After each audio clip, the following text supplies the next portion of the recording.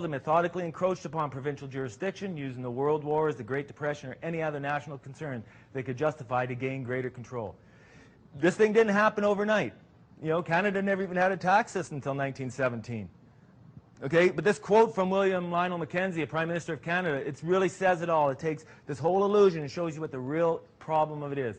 Until the control of the issuance of currency and credits restored to the government and recognized its most conspicuous and sacred responsibility, all talks of sovereignty of Parliament and of democracy is idle and futile. Once a nation parts with the control of its credit, it matters not who makes the laws. Usury, once in control, will wreck the nation. And that's what we're experiencing. That's why when you watch the news, the education system is collapsing, health system is collapsing, everything's collapsing. It's not collapsing because you're not paying enough taxes. It's collapsing because it was designed to collapse. Because someone came in many years ago and took over our monetary system. So how did income tax start? After they signed the Bank Act in 1913, it took 4 years for them to create and attach an income tax act to the people. You see, because of the fundamental foundation of our country, they couldn't just say, hey, people, you're going to have to pay income tax. They had to actually bring it in, and they had to bring it in under certain conditions.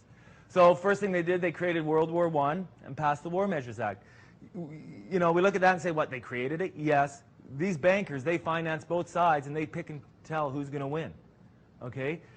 And then that allowed our government, our federal government, to pass the War Measures Act, which, because there was a national emergency, a concern, certain times under certain acts like this, our federal government is allowed to leave its jurisdiction, to go and make laws it's normally not allowed to make. And one of them was entering the field of direct taxation. From there, the next year, they passed the Special War Revenue Act in 1915. Okay, they go to the people, you know, hey, the war, we got to do our patriotic duty, we got to pay taxes and stuff, we need a little bit. So they brought it in there. Next year, they said we need a little bit more money. They wanted to pass the Business Profit War Tax Act in 1916. Went to the people and said, we need more money, you know, we like our freedom, we need to pay for it, but we're only going to tax the businesses. So nobody really cared. Then they finally passed the War Income Tax Act in 1917. And that was the first time in Canada's history we had income tax. And yet today we think it's been around forever. But look at what they had to do just to get to that point. And even at that point it was unconstitutional, but they had the authority to do it under the War Measures Act, as it was a direct tax which was the exclusive jurisdiction of the provinces, but was considered a necessity because of the World Wars.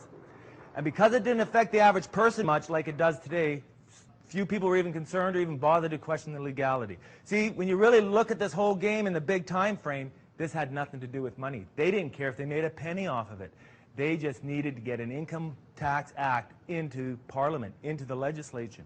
Okay, back then, I think for the average individual, it was 3% on the first $10,000 or $110,000, which is the equivalent to like $300,000 today. We wouldn't be sitting in this room if income tax was 3% on the first $300,000 you made, would we? We would even tolerate that. Okay, that was not the intent. It was the illusion they brought it in. They triggered our patriotic duty. So once they had it in, and the bankers had control, now they could start moving it forward. In 1929, they created the Great Depression. It was set up. People knew what was going to happen in August before the Great Depression hit. I think it was in October or later that year. Okay? What they did, we were able to show the governments who actually controlled the monetary systems now. So with control of the stock markets, they caused hardships for many people. Now, with economic control and the ability to manipulate the economies, they cause booms and busts, creating hardships at will. See, they'd be able to create these cycles of good times, bad times, good times, bad times. And when you're in the bad time, guess what you'll line up for? Benefits. In 1940, they created the UIC card, which is really an indirect tax disguised as a benefit. That's how they had to actually bring it in. They disguised it as a benefit to get people to sign up for the card. And really at that point, it really had no grander detrimental illusion, because all it was, what they were trying to do with that, it was the start of their personalized tracking system and the attachment of the federal government giving them jurisdiction over those who applied. See, our federal government was not created with jurisdiction over our private lives. So it needed a way, it had no ability, no reason, a way to track us and stuff. Then in 1950, and through that period of time, they were infringing on provincial jurisdiction all over the place. And finally, in 1950, their control was challenged in the Lord Nelson case, which resulted in a Supreme Court order giving the federal government 12 years to remove themselves from the exclusive provincial jurisdictions, get this country back the way it was designed.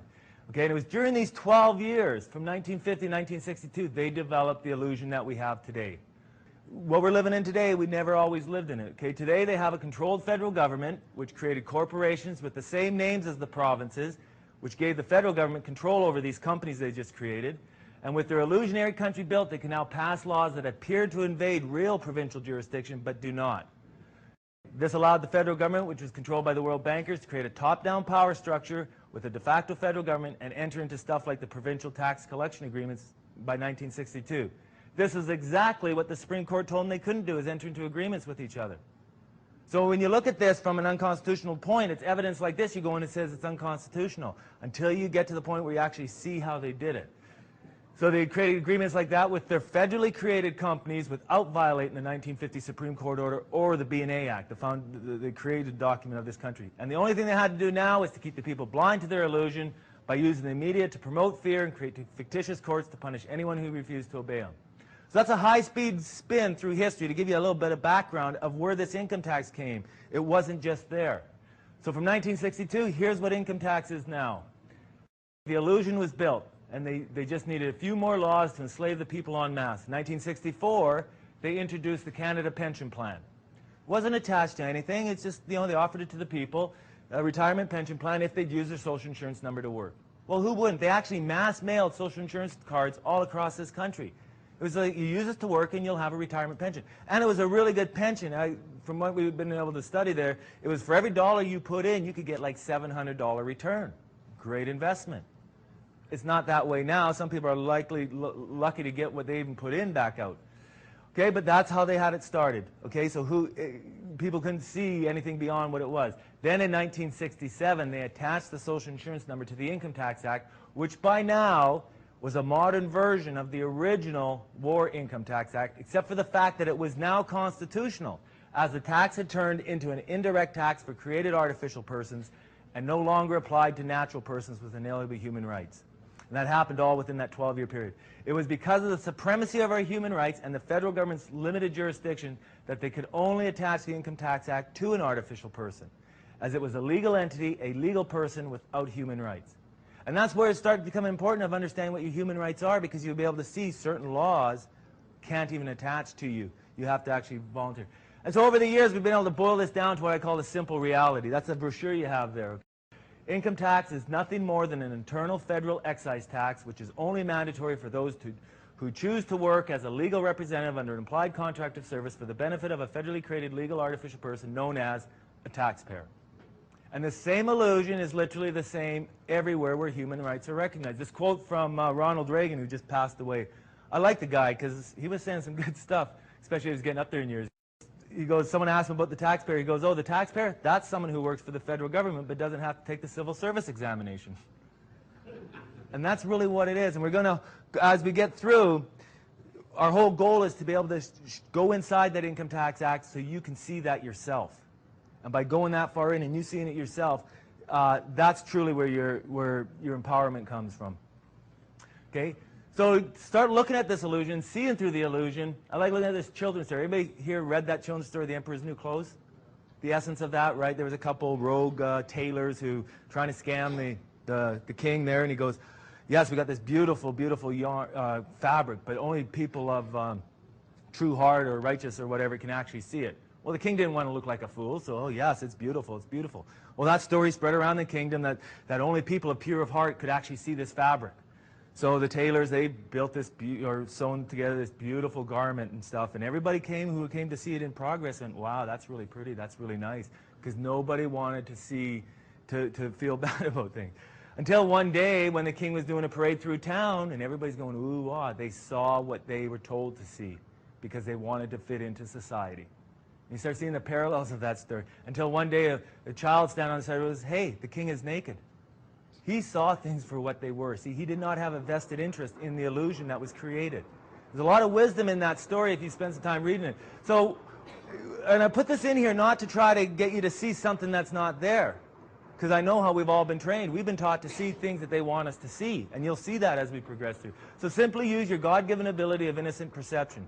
We all have it. We all had it as kids. You know how when you take your kids out, you hope they don't say something? Okay, that's reality. So all we're asking is to see things for what they are, and you'll see what's there. So as we move on, before we even get into that, and this is why the first part, we've got to give you some tools to actually see through the illusion. And we need to start asking ourselves some questions like, who are you? When someone asks you that question, who are you, what do you answer? Do you answer with your possessions? Oh, I'm the owner of that big apartment there, or that house, or this? You know,